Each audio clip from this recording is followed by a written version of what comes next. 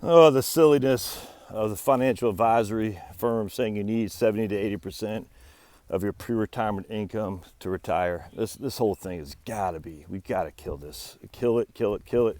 I wish I could say kill it in the crib, but it's no longer in the crib. It's now taken over. All right, so Renee had written in basically wanting to retire. You know, she makes pretty good money. They went to talk to a financial advisor. Financial advisor says, you're not going to be able to retire because you need 75 to 80% of your income. Renee makes good money. They don't have that amount of money in retirement accounts in which to retire, so they're doomed. So, of course, the financial advisor was eager to sell Renee on stuff that would at least give them a fighting chance to retire, because if they can get some more growth, they'll be able to retire sooner, because right now they just can't do it on their plain vanilla investments on the indexes. Oh, such a freaking pet peeve of mine. All right, so what's wrong with that picture? Well, let's just go back to my man Jason Proctor for Fighting Words Financial. All right, so I just interviewed Jason Proctor, great guy, for my channel just 2 days ago. We did a live stream.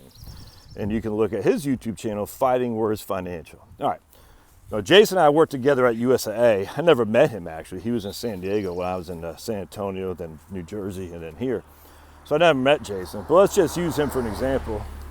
We'll just say at USAA he's making $100,000, all right? So somebody will say, well, Jason, you need $80,000 in which to retire, a year of income. And you got to inflate that with inflation. And Jason says, well, all I have is $500,000. I'm literally just pulling this out there. I have no clue what Jason's financial situation is other than the most important thing. All right, so Jason says, wait, whoa. I only have $500,000 saved. There's no way I can have $80,000 a year of income on $500,000. And the financial advisor says, yeah, that's right, man. You better start working more, working harder, working longer, saving more, and investing more aggressively. That's what financial advisors say. Invest more aggressively to get more growth, work longer, and save more. And Jason's like, man, but I got kids, man. I got a mortgage. If I save more, that means I'm going to put off spending what I want to while my kids are still with me for a future thing that, I might not be around to see. Yep, that's the nature of the beast, Jason. If you want to retire, look at these dogs. Hi, guys. Oh my goodness. Hi, everybody. Can y'all see those? I don't know if y'all can see. Oh my goodness. Look at those dogs. Look, there's two of them just sniffing old Pablo. And then, but what happens is, why they're wrong is because we find out that Jason's expenses are, look at that guy. Can you all see that dog? Look at him. Are $3,000 a month. So that's $36,000 he needs because his mortgage is paid off. And they don't spend much. They're quite frugal. All right, boys. So Jason doesn't need $80,000 a year. He's living off $36,000 a year right now. A whole different, what's it, hill of beans, ball wax? Whole different need here, isn't it? But the financial advisor never said that. The financial advisor said you need 75 to 80% of your pre-retirement income in order to retire.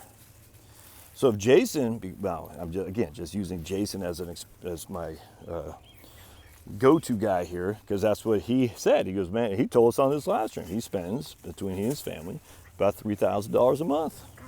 So because he's only spending $3,000 a month, hey, buddy, oh my goodness, look at that dog. Talk about, I love those dogs. Because Jason's only spending $3,000 a month, he certainly doesn't need $80,000 a year in which to retire.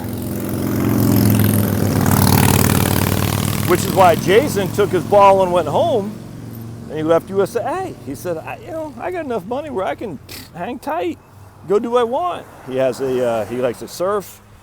He has a Brazilian jiu-jitsu business there in San Diego area. We say La Mesa. And so going back to Renee, let's just say Renee makes, $500,000 a year. I'm just going to say that.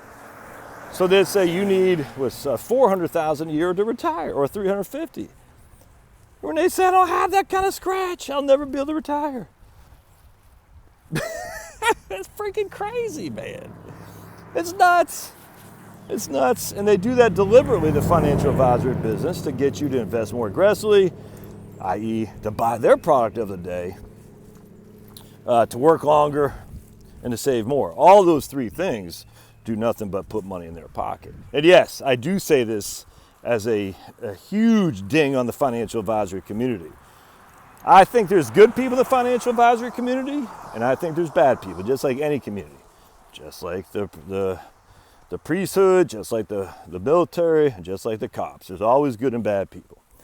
Now, unfortunately, a lot of these bad people in the industry don't know they're bad. They're just ignorant. They just don't know. They have to make sales. And because they have to make sales and they have to get assets under management, either way, they are focused on what? Getting sales and assets under management. Which is stupid, because what they could be doing is saying, look, Renee or Jason, you have enough money to build a plan. Now, I don't know if that plan is going to work or not. Hell, that's why I got to build a plan. But if we look at the expenses and we look at your assets, we might be able to come up with a strategy to make this work. Huh? So anyway, we got to kill this thing. The 70 to 80% rule is such a freaking scam. At this point, I say it's a scam, because anyone who follows this business at all, the economics behind it, the academics, come on, buddy, has to know this. They have to know this. And if they don't, if they know it and they're still preaching this, they're charlatans. If they don't know it and they're still preaching this, they're ignorant, which they shouldn't be advising anyway under this ignorance. Anyway, don't forget my book, I can't remember the name of it. A Contrarian View of Retirement Planning, I think. Frederick Vitesse, Vitesse, is that the guy's name? I'm drawing a blank, but I think it was Frederick. He's from Canada. It's like Vittese or Vettese. Contrarian View of Retirement, something like that. If you put that in Amazon and Vitesse, some regard, I'm sure it'll come up eventually. The best book you can buy on this stuff. All right, we'll see you.